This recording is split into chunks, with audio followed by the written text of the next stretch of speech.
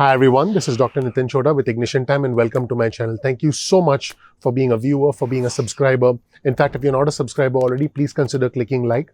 Please consider subscribing and enabling notifications. My name is Dr. Nitin Chhoda. If you don't know anything about me, check out my video. You'll learn more about who I am, what my journey has been like, and why you should listen to me. I want to help you live your American dream once we get through this horrible situation that many of us find ourselves in.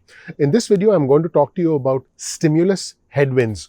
What is it that can actually force the politicians? What is it that can force Congress, I mean the House and the Senate, to actually take action?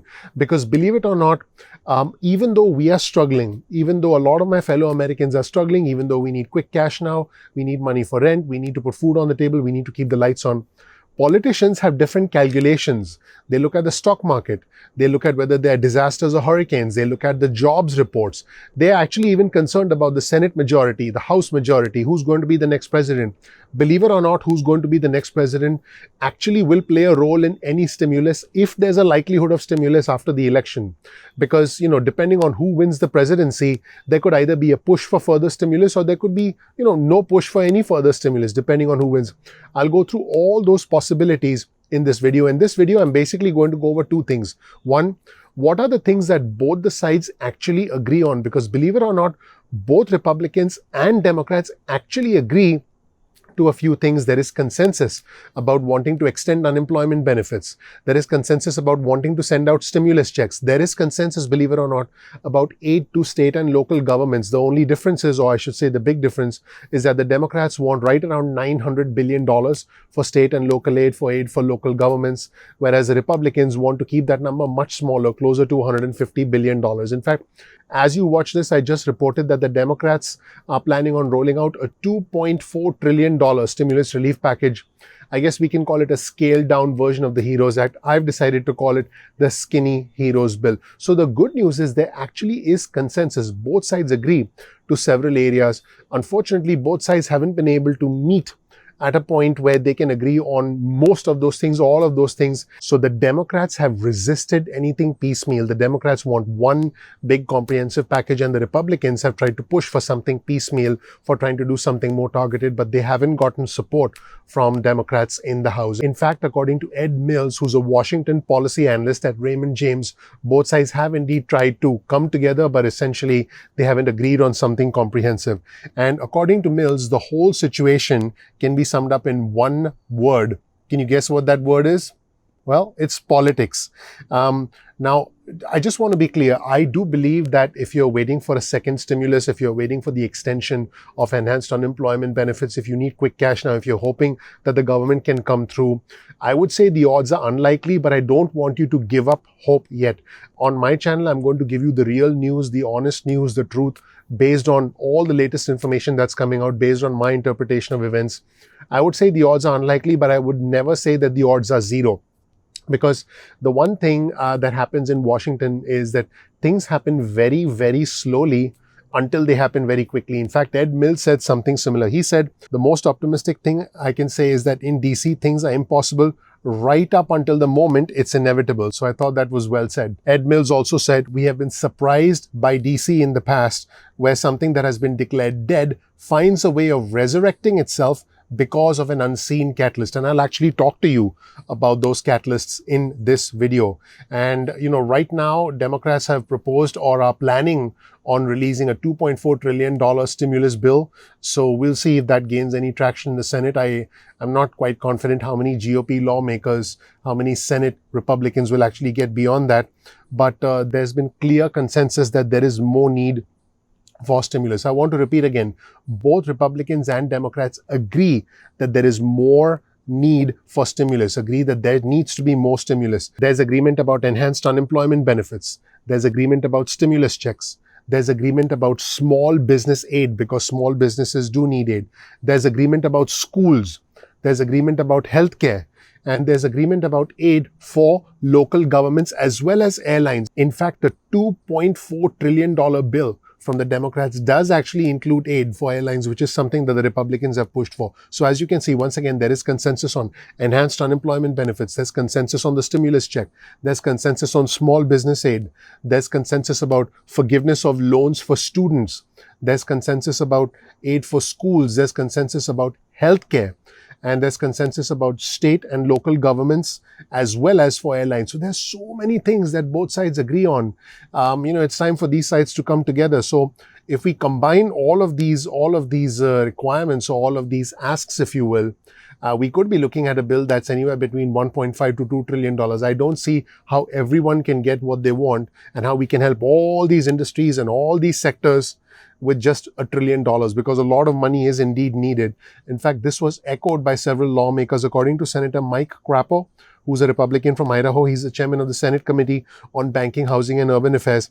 He said, he actually said this today, that Congress needs to act now. Moving separately on initiatives both parties agree on might help them to do that. In other words, let's come to a consensus and get something done. And this is what Crapo said, and I quote, "I believe that there are many items that we have already reached agreement on, which we could reach agreement on very rapidly if we had the willingness to simply take them up and do them individually." And so I thought that was an interesting comment. Now, Senator Sherrod Brown, who's a Democrat from Ohio, also wanted fast action, particularly on enhanced unemployment benefits. He said, I quote, "You could get 47 Democratic votes for $600 a week this afternoon if you're willing to do it." I thought that was a very interesting comment. In fact, Brown did actually complain to the U.S. Treasury Secretary Steven Mnuchin, who's a White House key negotiator on behalf of the president when the administration negotiates with House Speaker Nancy Pelosi, that the administration's lack of action. So Brown complained to Mnuchin that the administration's lack of action on this issue is equivalent of saying to 600,000 individuals who are unemployed in his state, in the state of Ohio, the true number is in the tens of millions. Basically, he said, "You're telling my constituents," I quote, "sorry, you're on your own." That is what Sherrod Brown said to Steven Mnuchin. You're telling 600,000 individuals in the state of Ohio, sorry, you're on your own. And Mnuchin said, he did respond to that. He said, "I think that's just a gross misstatement and exaggeration. I'm willing to sit down anytime for bipartisan legislation in the Senate. Let's pass something quickly." So that's where things stand right now, everybody.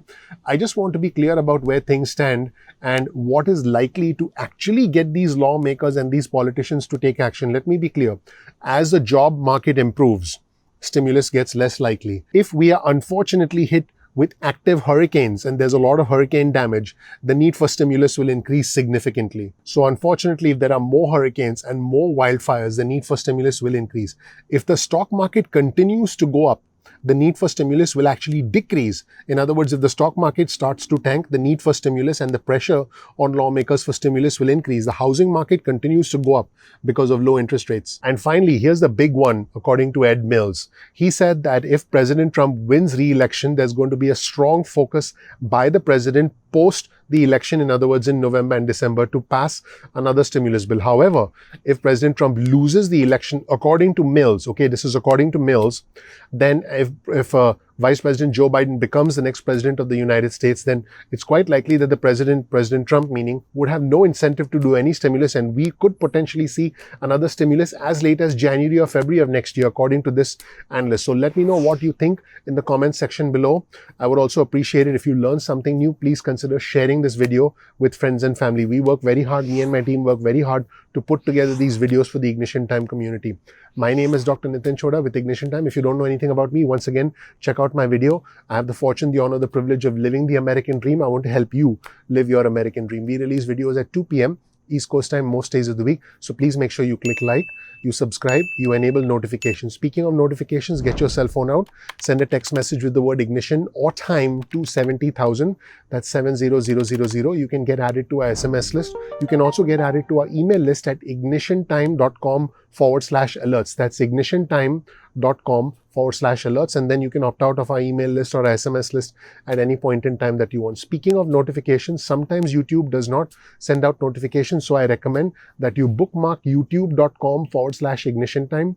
That's youtube.com/ignitiontime. So this way you can bookmark our channel, you can visit our homepage and watch our videos at any time as per your convenience. By the way, if you click like, you subscribe, you enable notifications, it's your vote of confidence in us, because we work very hard to put together these videos for you for the viewers and subscribers in our Ignition Time community. So please click like, please subscribe, please enable notifications. Speaking of notifications, you can follow us on Instagram. Our Instagram handle is ignition_time.